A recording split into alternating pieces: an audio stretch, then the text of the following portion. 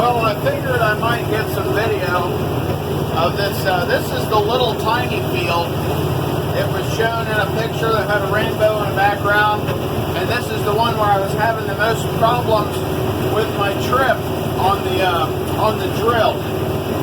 So I'm out here. The tank looks like shit. The machine's running good. We've got about 10 pounds of oil pressure, which I know if it was a Chevy that would be all it needed, but I'm not sure about this Ford engine. It seems to be doing all right. So, yeah, the beans are good. They are dry enough. The ground is not, but that's why I'm up here in this small field, because it is it's a lot drier, you know. So, yeah, I'm gonna take and after picking those really wet beans, after I get done with this little field here, it's yielding well. Of course, half of it's stems and pods, you know, fluffing the tank up probably. But after I get this done and get this put into the truck, I'm going to do like somebody else suggested, and I'm going to open up all the chaffers and the seeds. So the main chaffer, tailings chaffer, and the lower sieve, and see if I can get it to clear up any, at least get it all empty.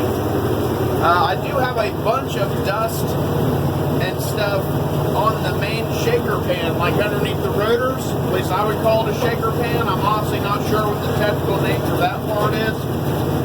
I don't think that that's affected me, because the beans are still, they're not pulling up there, they're still getting shaken back, and I'll show you what that looks like right now.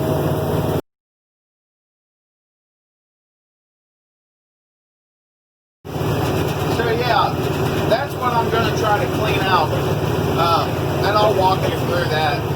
But these beans are a different, they're still the Stein, I'm drawing a blank. They're Stein and List. Sorry about that. It's been a long work day, and here I am, 8 o'clock at night, working again. But that's the life of a working farmer, you know, or a wannabe farmer anyways, right?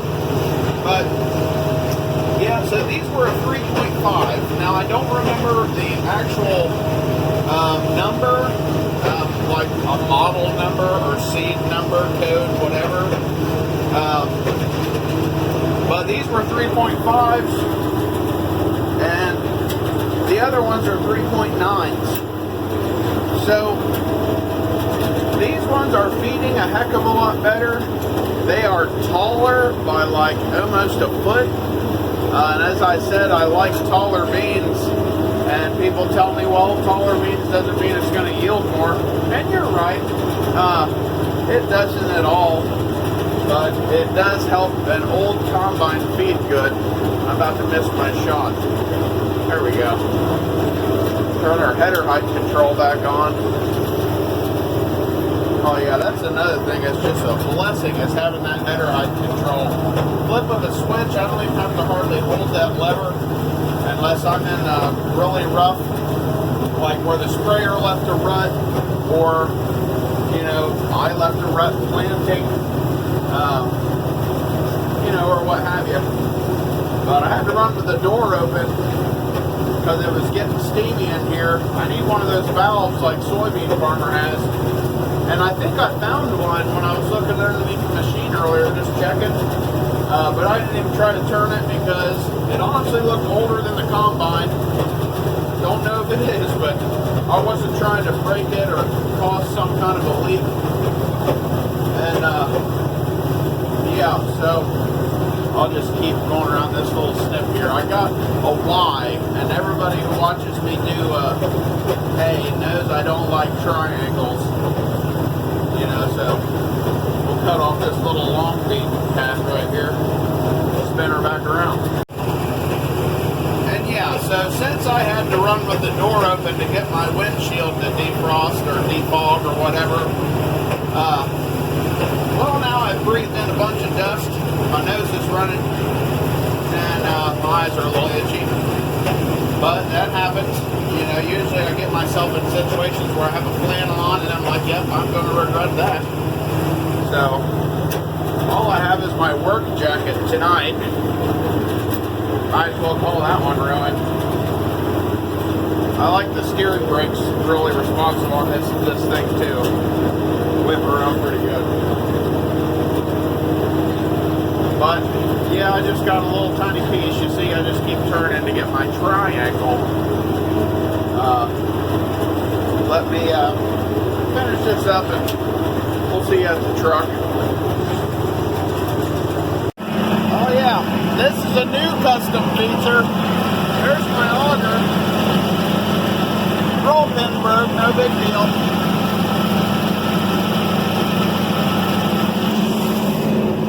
Now we'll see if we're lined up with the truck. Looks like I am. Yeah, so see way back in there? All that piled up is dust. And it's not dirt. It's fluffy soybean dust. Because I took the side panels off each side. Reached in and got as much as I can. Now this side, it looks like there might be a piece of dirt sitting right there. It's kind of something more definite, defined shape. I don't know, but anyways, the freaking wild onions, they smell in here for sure. But, so that's another thing that I don't know why it's doing that. The other one accumulated some, but not that much. Beater's doing okay, I guess. Spreader's doing good. This I don't like. Giant piles of chaff. Now, I can tell you right now, I don't know what the hell I was thinking the other night. To be honest, I don't always remember what I come out here and do because it's a week in between cutting beans, sometimes two. I don't know what the last date was. You guys would know better than me because you watched the last video. But that's open too far, letting too much wind out, which is not getting this stuff blown off. So that kind of debunked my theory of, oh, well, we're just going to start it up with them open. I know why I have this open, and that's because I was losing unthreshed pods. Well, I'm not losing unthreshed pods now. I am capturing them.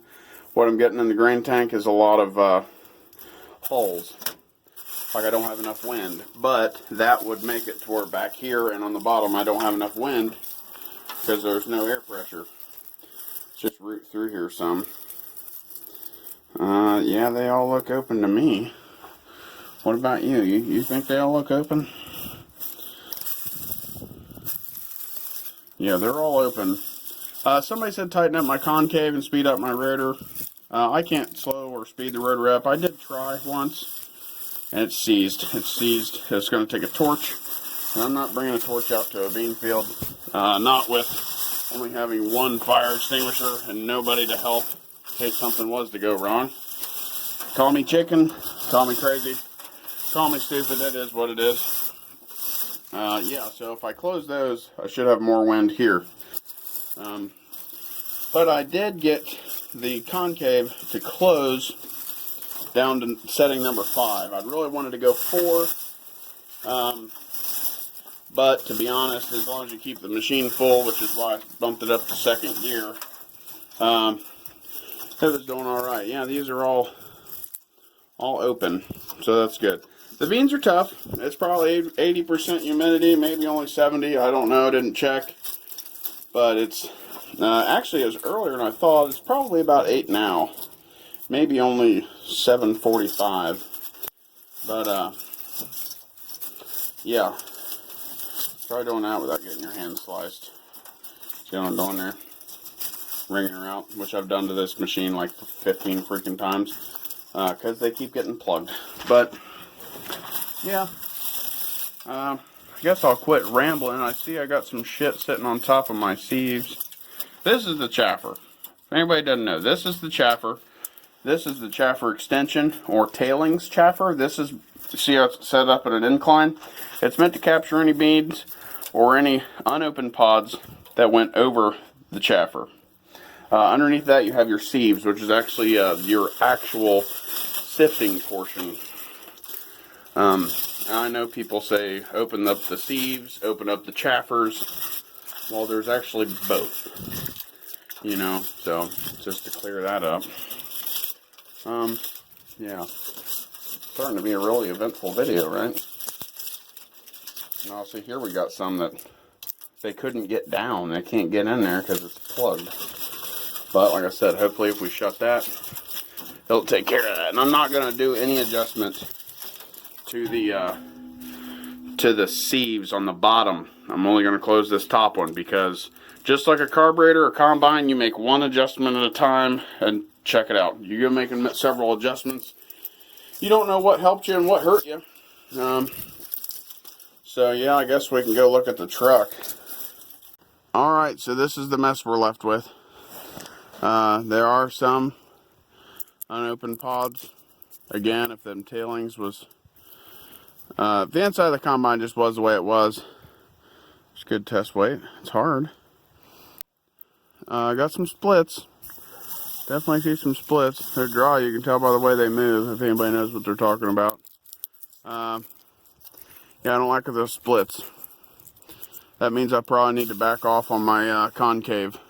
Also, another thing, concave, chews up your straw and you get bits of straw everywhere. See, like this? That's a piece of soybean straw. You don't have that if your concave isn't squeezing, because then you're grinding them, you know, which is the whole point. You grind the pods to, you know, let the beans out. There's a hull, 4-beaner. A lot of 4-beaners. Like I said, the test weight looks way better on these. The other test weight was coming in at like 52.5, 53, to the point to where they weren't exactly happiest about it. Hopefully all this shit will blow off driving down the road. It usually does.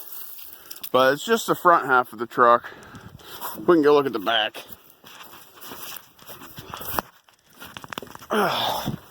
Yeah, so junk. Absolute junk. Put that on the bottom because I can bury it with better beans. This rope here didn't do me any justice. But there's probably 100 bushel there. Maybe 125. I don't know. It's probably 100. It's probably not 125. And it might be really fluffed up. I don't know how deep the trash goes, you know, that's fluff. So, that was just 2 acres. I'd say that was a good yield for 2 acres. Not to mention what probably went out the back, over the top, bounced off the header, fell out before I got here, and all the trash in it. You talk about something that hurts. I whacked that dang pine tree there, or maybe it was this one I'm coming up on.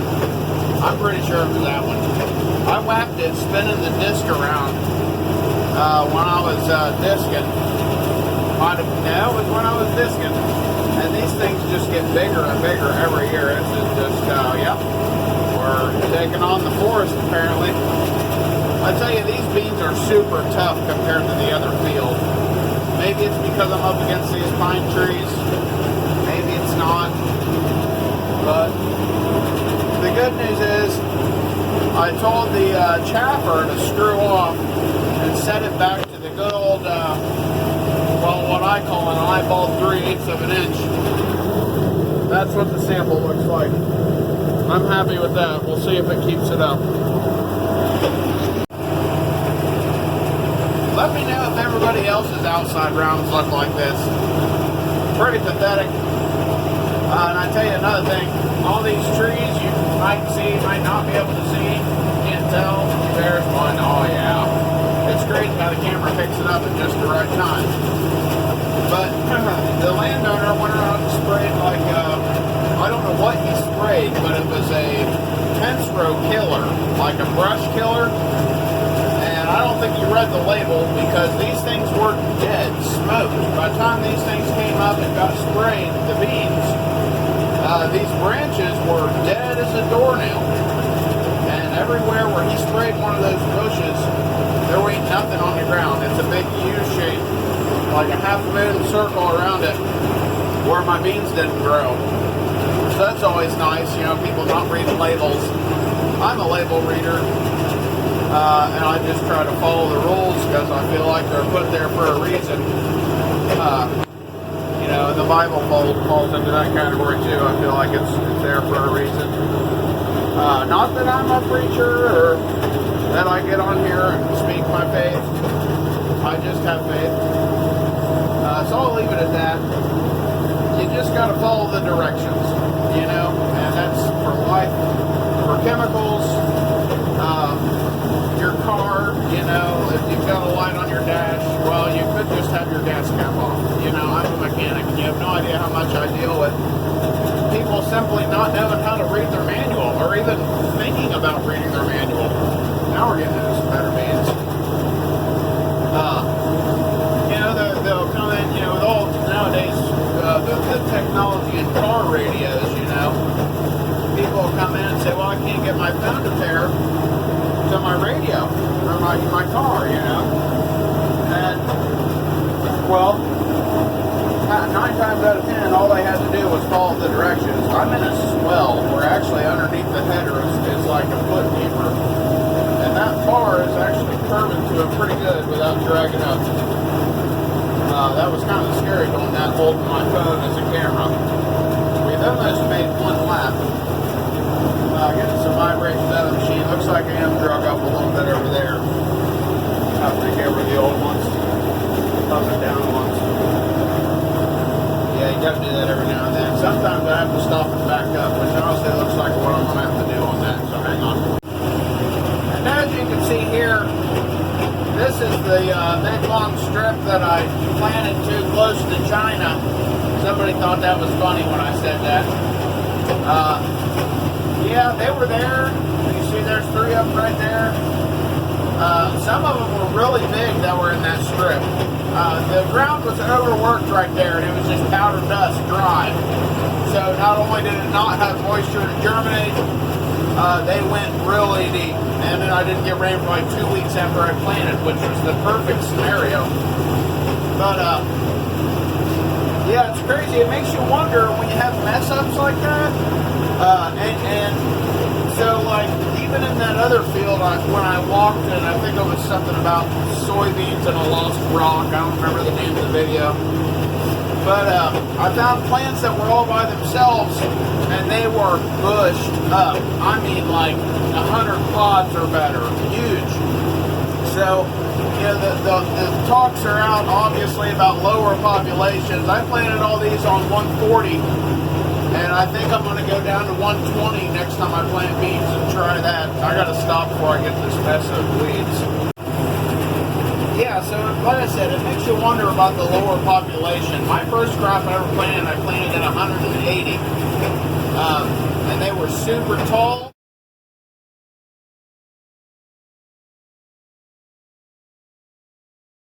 And didn't yield worth a crap. Too much competition, I'd say, right?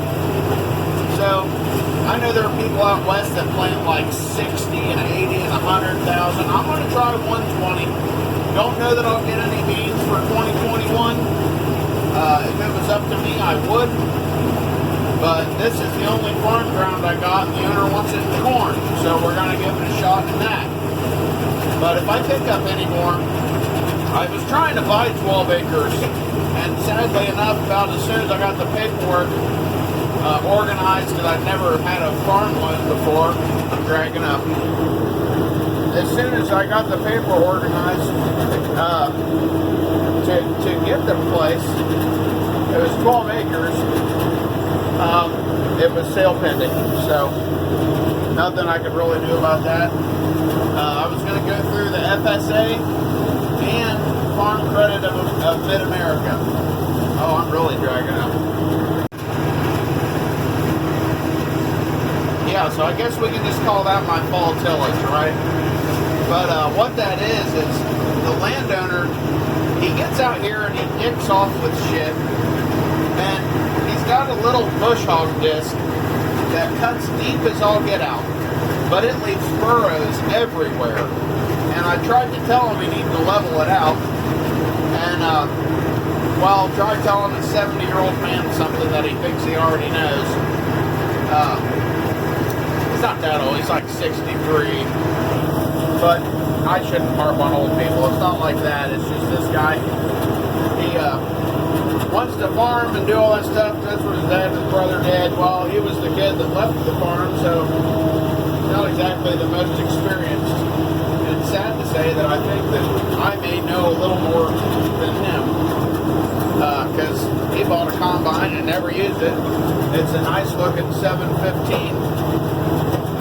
He said the oil pressure went out after he got it. International 715. It looked fantastic when I first seen it. It's terrible from sitting out in the sun now.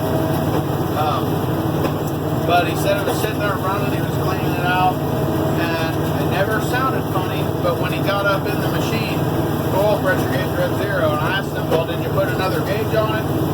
I asked him all this stuff, and like, well, you know, I even offered, like, well, surely we can get it fixed if it just needs an oil pump.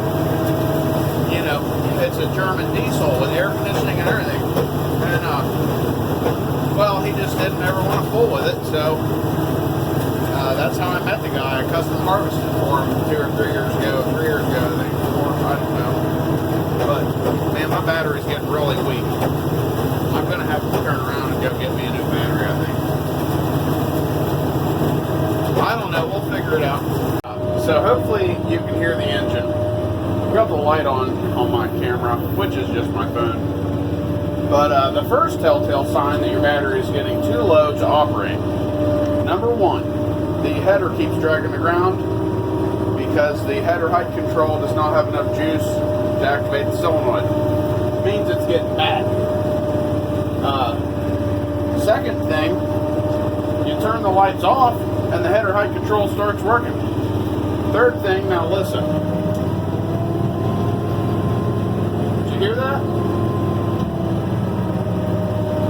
Yeah, you start losing enough juice to run the fire. You know, engine ignition. So, yeah, this is going to be slow and fun, and I guess I'll have to do most of it in the dark. Man, you really can't see the dust floating around here, can't you? Yeah, so with that in my eyes, I can't see nothing. Gotta kill the engine. Oh, there we go. Yeah, gotta get that alternator fixed. I did look up an interior kit. They're only like $175. Can you believe that? I don't know if it comes just fabric or if it comes with any kind of padding, but I'm gonna buy one. I mean, obviously this is the machine we're gonna have. There is another gentleman that has one of these that he is wanting to give me. I have to go get it. I've got to take measurements on this machine still to figure out if it'll legally fit on a gooseneck, you know. Because they only weigh like 12, 14 pounds. It wouldn't be that bad. It's 600 miles away, but it'd be a fun trip. I've already got to go down and see Mr. Daugherty, or Daugherty, however you pronounce it, I'm sorry. But, and get a planter that I'm going to use for corn next year. Where am I going? Oh, yeah, I'm out at a barn foundation. But that means we're close. I hate this gate. I'm going to have to cut this one. Hang on. Wow, you talk about some fancy stuff. I wish I could have had the camera rolling for that because I just had to get myself unstuck from a giant hole in the dark because the combine didn't have enough energy with the lights on to pull itself out. It would just die. Yeah, it was one of those rubber up and dumper in second and just hold on and look at the wild blue because all the rest of it's black. You're right, night skies, okay. Yeah, they're packed full a little bit. They're bald, but I mean, still packed. See if we can get this to do nothing. Maybe around right. Probably need some more RPM. Come on, I don't want to get back in there.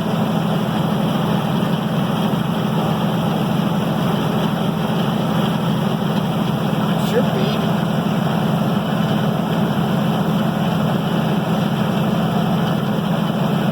Yeah, I'm gonna have to check my hydraulic level too. Steering's been a little stiff, and the auger, the auger's always slow. I kind of hear a whine up in the cab too. It's still cool though. I really need to take a disc. There we go.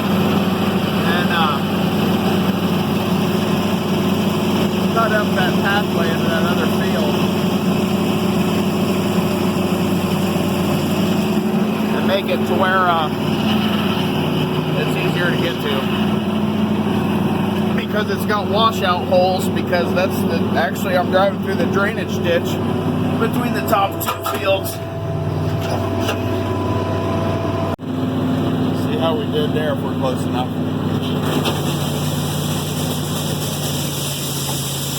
Barely. I don't really like it.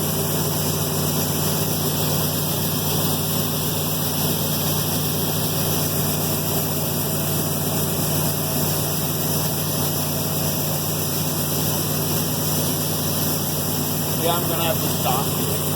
Hopefully it shuts off. Thank gosh it shut off. Holy hell, do I have her full. Holy hell. Yeah, them back boards are bowing pretty bad. I got in a situation where I thought I was going to overflow and had to back up real quick. Probably need to shovel a lot of that around and even it out. Otherwise, going up the hill, it'll roll out the back for sure. I guess I can do that tomorrow. Kind of don't want this back gate to blow out on me overnight. I kind of don't trust it as we're standing here. Or I'm standing here, you're just watching. But I got some room up there and maybe there to even it out some. You know, in the corners, don't really want to go in that corner because if you can see that, she's pushing pretty hard. So it's a good thing that's a new box. And hopefully, you know, all those beans don't end up on the ground because that would be really disheartening.